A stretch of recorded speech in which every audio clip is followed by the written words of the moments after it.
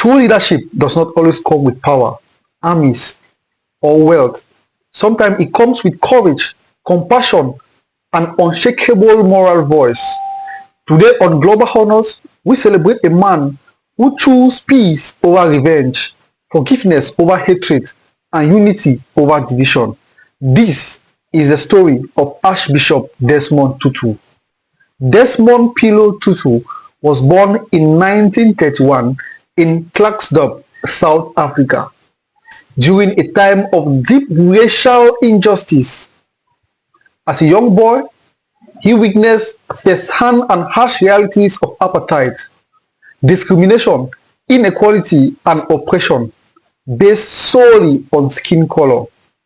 Initially training as a teacher, Tutu soon realized that education alone could not defeat injustice, but felt a deeper calling and chose to become a priest. The decision would later give him a powerful platform not to divide, but to heal.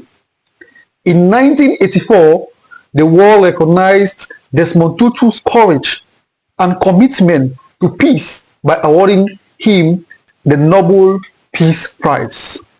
This honor amplified his voice globally, putting international pressure on South Africa's apartheid government. Rather than using the spotlight for personal gains, Tutu used it to advocate for the violence, urging sanctions, global awareness, and peaceful resistance.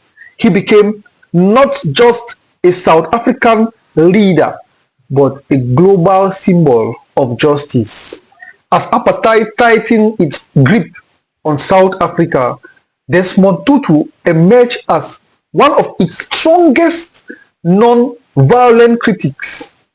Unlike many leaders of the time, he rejected violence and instead used words, faith, and moral authority to challenge the system. From the church pulpit to international stages, Tutu spoke boldly against racial injustice, calling apartheid what it was, a crime against humanity. His fearless speeches made him a target of the regime, yet he refused to be silenced. After the fall of apartheid and Nelson Mandela's rise to power, Desmond Tutu was appointed chairman of the Truth and Reconciliation Commission. This was one of the most difficult tasks in South Africa's history. Victims shared painful stories about abuses, while perpetrators confessed horrific crimes instead of revenge trials. The nation chose truth, accountability, and forgiveness. Tutu wept openly during hearings, showing that leadership does not mean emotional distance. His belief was simple yet profound. There is no future without forgiveness.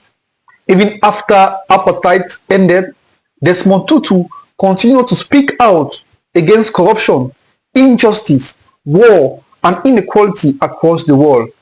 He advocated for human rights, LGBTQ+, dignity, climate justice, and peace in global conflict. He approved that moral leadership has no retirement age. His voice remained clear, compassionate, and fearless long after political power faded. Desmond Tutu's legacy is not found in laws or monuments alone, but in hearts transformed by forgiveness. He showed the world that reconciliation is not weakness, it is strength. His life teaches us that justice without compassion leads to division, but justice guided by love can heal nations.